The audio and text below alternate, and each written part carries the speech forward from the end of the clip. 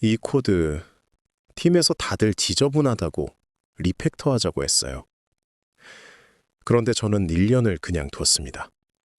그리고 그건 옳은 판단이었어요.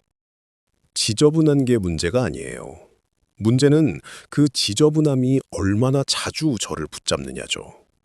이 코드는 1년에 한 번 열까 말까였고 완전히 격리돼 있었어요.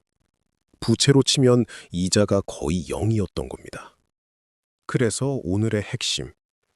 리팩터는 코드가 더러워서 하는 게 아니라 그 부채의 이자가 비싸서 하는 거예요. 기술 부채는 대출과 같아서 중요한 건 더러움이 아니라 이자율입니다. 이 채널은 실제 트래픽이 있는 시스템에서 내린 판단을 기록합니다. 오늘은 갈아엎고 싶은 충동 앞에서 기술 부채의 이자를 계산하는 법이에요.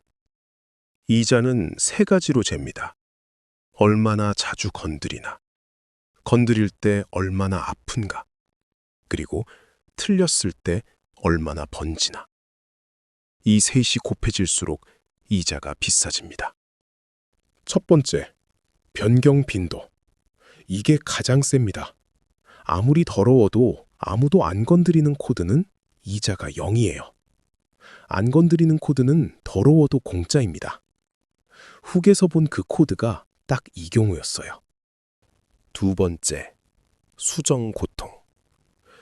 그 코드를 건드릴 때마다 매번 5분씩 더 헤맨다면 그 5분이 바로 이자예요. 자주 건드리는데 매번 아프면 이자가 복리로 쌓입니다. 세 번째, 확산 위험. 그 코드를 잘못 건드렸을 때 몇 군데가 같이 깨지나. 여기저기 얽혀 있어서 하나 고치면 10군데가 터지는 코드는 이자율이 훨씬 높습니다. 그리고 결정은 회수 기간으로 합니다. 하루 3번 건드리는데 매번 10분씩 낭비하면 주에 2시간 반이에요. 리팩터에 반나절 쓰면 2주 만에 뽑습니다. 반대로 1년에 한 번 30분짜리는 반나절 리팩터를 영원히 회수 못해요.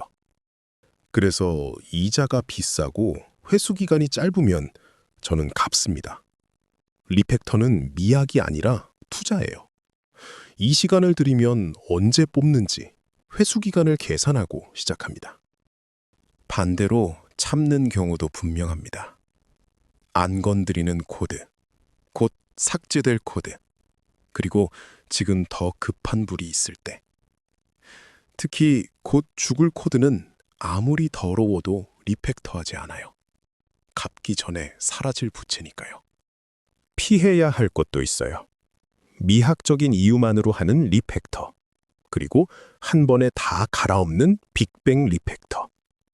저는 대신 작게 그 코드를 어차피 만질 때 같이 정리합니다. 지나가며 조금씩 갚는 거예요. 정리하면 빈도, 고통, 확산. 부채는 나쁜 게 아니라 관리하는 겁니다. 더러움이 아니라 이자율을 보고, 미학이 아니라 회수 기간으로 갚을 때를 정하는 거예요. 이 채널은 앞으로도 실제 프로덕션에서 내린 판단들을 하나씩 풀어갈 거예요. 정답이 아니라 판단의 기록으로요. 다음 이야기가 궁금하면 구독으로 남겨두세요.